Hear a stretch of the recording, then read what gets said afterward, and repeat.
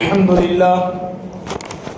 لله وحده والصلاة والسلام على من لا نبي بعده أما بعد فأعوذ بالله من الشيطان الرجيم بسم الله الرحمن الرحيم إنك لعلى خلق عظيم وقال الله تبارك وتعالى وقد ورد في الخبر عن النبي صلى الله عليه وسلم قال أنا زعيم ببيت في ربض الجنة لمن ترك المراء وإن كان مازحا وأنا زعيم ببيت في وسط الجنة لمن ترك الكذب لمن ترك المراء وإن كان محقا وأنا زعيم ببيت في وسط الجنة لمن ترك الكذب وإن كان مازحا وأنا زعيم ببيت في أعلى الجنة لمن حسن خلقه أو كما قال صلی اللہ علیہ وسلم۔ نہایت ہی محترم و مکرم سامعین حاضرین، جیسا کہ آپ جانتے ہیں گزشتہ 2 ہفتے قبل آپ حضرات کے سامنے ایک اہم اور عظیم ترین عنوان پر ہماری گفتگو ہو رہی تھی کہ آج ملت اسلامیہ میں خصوصاً مسلمانوں میں اخلاق حسنہ کا، خلق عظیم کا فقدان دن بدن بڑھتے جا رہا ہے۔ بد اخلاقی، بے روی کا شکار ہمارے نوجوان، ہماری نسل نو، چاہے ہمارے بچے ہوں یا بچیاں ہوں یا ہمارے نوجوان ہوں یا ہمارے ادھیڑ عمر کے افراد ہوں، بد اخلاقی جو ہے، بد اخلاقی کا معیار جو ہے وہ ایک ہی نہیں ہوتا ہے۔ ادنا درجے کی، اوسط درجے کی اور پرلے درجے کی، گھٹیا قسم کی بد اخلاقی، خوش خلقی، حسن اخلاق جس طریقے سے ادنا، اعلیٰ، اوسط، اس کے بھی 3 درجے ہیں، اسی طریقے سے بد خلقی کے بھی 3 درجے ہیں۔ تو ہم اس کا معیار اس وقت ہم ناپ سکتے ہیں، اس کا اندازہ لگا سکتے ہیں جس وقت ہمارا کسی سے معاملہ اور برتاؤ کا سابقہ پڑتا ہے، تو اس وقت ہمیں اندازہ ہوتا ہے لوگوں کے اخلاق کا، ان کے کیریکٹر کا اور ان کی فطرت، طبیعت اور نیچر کا، کہ ایک انسان اپنی طبیعت میں کتنا اچھا ہے، کتنا درمیانی قسم کا اچھا ہے اور کتنا بد اور برا ہے۔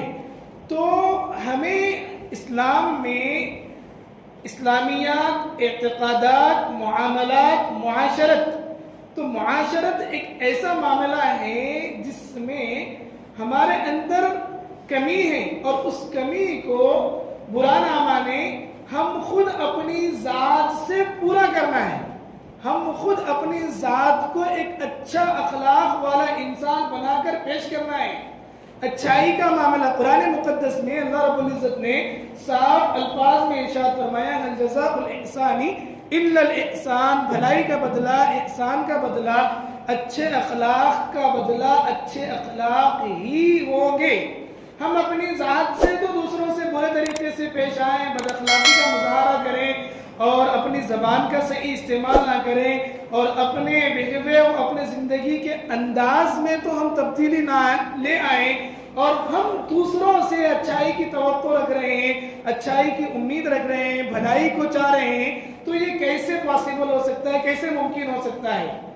میں نے گزشتہ آپ حضرات کے سامنے حضرت مولانا طارق جمیل صاحب کا ایک ملفوظ نقل کیا تھا کہ اس وقت دنیا میں حجاج بہت ہیں، حج کرنے والے افراد، معتمرین بہت ہیں، نمازی بھی الحمدللہ 30-40% ہماری قوم کے افراد جنہیں اللہ توفیق دے رہا ہے وہ لوگ نماز پڑھ رہے ہیں۔ پھر اسی طریقے سے جنہوں نے قرآن سیکھا ہے، قرآن سے شغف ہے، قرآن کی محبت، عقیدت جن کے دلوں میں ہے، وہ لوگ کسی حد تک قرآن مقدس کی تلاوت بھی کر رہے ہیں، سمجھ کر نہ سمجھ کر، یہ ایک الگ بات ہے، لیکن قرآن سے بھی تعلق اپنانے والے لوگ اس دور میں بھی الحمدللہ علی ذالک ہیں۔ لیکن اگر ملت میں، امت میں، بلکہ ساری انسانیت میں اگر کسی چیز کی کمی ہے تو وہ اچھے اخلاق، اچھے معاملات، اچھی معاشرت کرنے والے لوگوں کی کمی ہے، اور اسی کی ضرورت ہے کہ ہم اپنے معاشرے میں اس کو اپنائیں، ہم اپنی زندگی میں اپنائیں، ہمارے اپنے بچوں کی زندگی میں لائیں، اپنے بچوں کو خوش اخلاقی، اچھے سے بولنا، اچھے سے معاملہ کرنا، کسی کے ساتھ پیش آئے تو مکمل طور پر اچھائی سے پیش کرنا۔ دعوت زبان سے دی جانے والی ایک دعوت ہے اور اپنے عمل سے، اپنی ذات سے، پریکٹیکل سے دی جانے والی ایک دعوت ہے۔ زبان سے دی جانے والی دعوت کی بنسبت پریکٹیکلی عملی طور پر جو دعوت دی جاتی ہے وہ زیادہ مؤثر ہوتی ہے. وہ سامنے والے کو آپ کی خوش خلقی سے، آپ کے اچھے برتاؤ سے، آپ کے اچھے معاملات سے آپ کا دشمن بھی آپ کا دیوانہ بن جاتا ہے. آپ کے لیے دل میں بغض، عناد، نفرت رکھنے والا بھی آپ پر جانثار ہو جاتا ہے. وہ کیا چیز تھی جس نے حضرت عمر رضی اللہ تعالیٰ عنہ کو، جو رسول رحمت صلی اللہ علیہ وسلم کی قتل کی نیت سے نکلے تھے، راستے میں ملنے والے صحابی حضرت ابو نعیم کو انہوں نے تھپڑ مار کر زخمی کر دیا، لیکن رسول رحمت صلی اللہ علیہ وسلم کے مسکراتے ہوئے، لہلہاتے ہوئے چہرے کو دیکھ کر عمر جیسا بہادر، عمر جیسا دشمن اسلام، عمر جیسا وہ انسان جو اسلام کو، نبوت کے چشم و چراغ کو بجھانے کے لیے نکلی تھی، وہ ہستی خود اپنے آپ کو نبی پر مٹانے کے لیے، دین پر مٹنے کے لیے، دین کی تعلیمات کی اشاعت کے لیے اپنی جان تک دینے کے لیے گوارا کر دی. تاریخ گواہ ہے، حضرت عمر نماز فجر میں دشمن ان پر برچی کے ساتھ وار کیا، لیکن نبی کے اخلاق ہی کی یہ برکت تھی، نبی کے اخلاق ہی کی یہ دولت تھی کہ جو عمر کو دین اسلام کا، نبی اسلام کا اتنا دیوانہ، متوالا، پروانہ، قرآن کا اتنا دیوانہ کر گئی کہ حضرت عمر جان آفری کے حوالے تو کرنا پسند کر رہے ہیں لیکن نماز ختم کرنا پسند نہیں کر رہے. تو وہ کون سی چیز تھی جو حضرت عمر رضی اللہ تعالیٰ عنہ کو رسول اللہ صلی اللہ علیہ وسلم کا دیوانہ کر گئی؟ وہ کون سی چیز تھی جو حضرت عمر رضی اللہ تعالیٰ عنہ کو دوسرے صحابہ کا دیوانہ کر گئی؟ وہ کون سی چیز تھی جو حضرت عمر رضی اللہ تعالیٰ عنہ کو قرآن کا متوالا کر گئی؟ وہ کون سی چیز تھی جو حضرت عمر رضی اللہ تعالیٰ عنہ کو دین اسلام پر مٹنے والا بنا گئی؟ وہ نبی کریم صلی اللہ علیہ وسلم کے اخلاق ہی تھے. حضرت حمزہ تو کہہ رہے تھے کہ رسول اللہ صلی اللہ علیہ وسلم آپ ہٹ جائیے، اسے آنے دیجئے، اسی کی تلوار سے اسی کا سر قلم کیا جائے. اللہ کے نبی نے حضرت حمزہ سے کہا ٹھہرو حمزہ، ان کو آنے دو، مجھے ان سے بات کرنے دو، وہ کیا کہتے ہیں ان سے سن لیں. قرآن مقدس کی تعلیمات کو سن کر، سورہ طٰہٰ کی آیات کو سن کر حضرت عمر کا دل موم ہو گیا. تو یہ اسلام ہے، اسلام کی چاشنی ہے. صحابہ سارے عالم میں پھیلے ہیں. رسول اللہ صلی اللہ علیہ وسلم مکہ کی 13 سال کی زندگی میں دشمنوں کے مار، دشمنوں کے پتھر، دشمنوں کے ستم، نماز کعبے کے آنچل میں اللہ کے نبی نماز پڑھ رہے ہیں. طواف کے مطاف میں جہاں پر چونٹی مارنا بھی حرام ہے، وہاں پر دشمنان اسلام اونٹ کی اوج لا کر نبی رحمت صلی اللہ علیہ وسلم کے گردن پر ڈال رہے. اونٹ کی اوجڑی معمولی چیز ہے، کتنا وزن رہتی ہے اس کی گندگی، کیسے اس کی حالت رہتی ہے، ساری انسانیت کے شہنشاہ کے سر پر وہ پھینکی جا رہی ہے.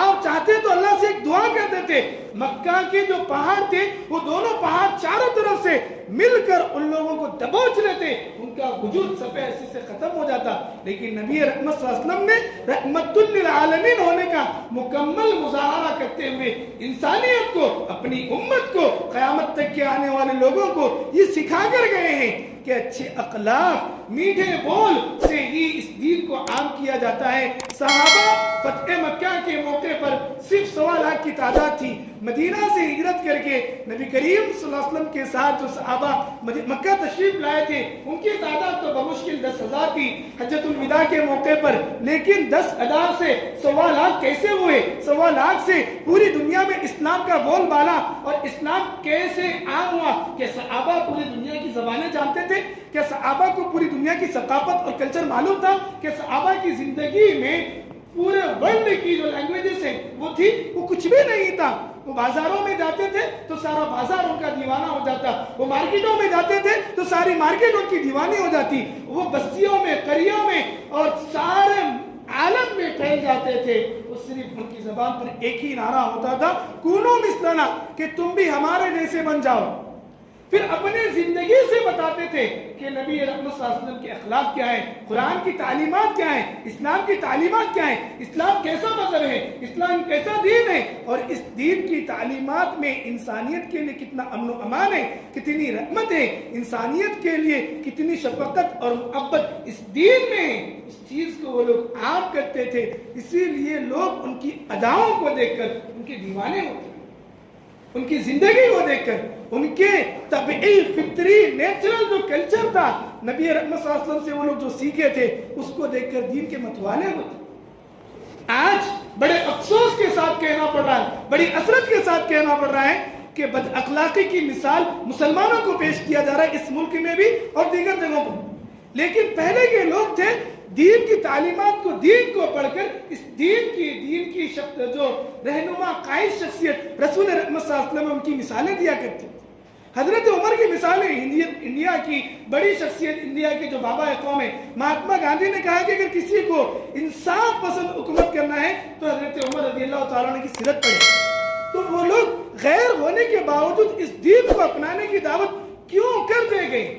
ان کی زندگیوں میں سراپا امن و امان تھا، ان کی زندگیوں میں سراپا عدالت، ان کی زندگیوں میں سراپا انسانیت، ان کی زندگیوں میں سراپا محبت تھی، ان کی زندگیوں میں دشمنوں سے بھی گلے ملنے کا رواج تھا۔ اس وجہ سے اس طریقے سے لوگ دیوانے ہو گئے تھے۔ لیکن بڑے افسوس سے کہنا پڑتا ہے کہ آج ہمارے اخلاق کی وجہ سے لوگ ہم سے دور ہو رہے ہیں، لوگ ہم سے نفرت کرنے والے بن رہے ہیں، لوگ ہمارے مٹانے کی پلاننگیں کرنے والے بن رہے ہیں۔ تو ہمیں چاہیے کہ اسلام کی وہ اعلیٰ تعلیمات کا نمونہ آج بھی ہم پیش کریں، لوگ آج بھی ہمارے دیوانے بنیں گے۔ اسلام کی فطرت میں ہی قدرت نے لچک رکھی ہے، جتنا اسے تم دباؤ گے اتنا ہی ابھرے گا، لیکن اس کو ابھارنے والے ہمیں بننا چاہیے۔ پریکٹیکلی، عملی طور پر اپنی زندگی میں اسلام کے اخلاق حسنہ اور خلق عظیم کو ہمیں اپنانا چاہیے، تب جا کے کہیں ہم اپنے معاشرے میں ایک عظیم انقلاب برپا کر سکتے ہیں۔ اللہ تعالیٰ سے دعا ہے کہ اللہ تعالیٰ ہمیں اخلاق کریمہ، اخلاق حسنہ اور خلق عظیم کو اپنے زندگی میں اپنانے کی، اپنے بچوں کو سکھانے کی توفیق عطا فرمائے۔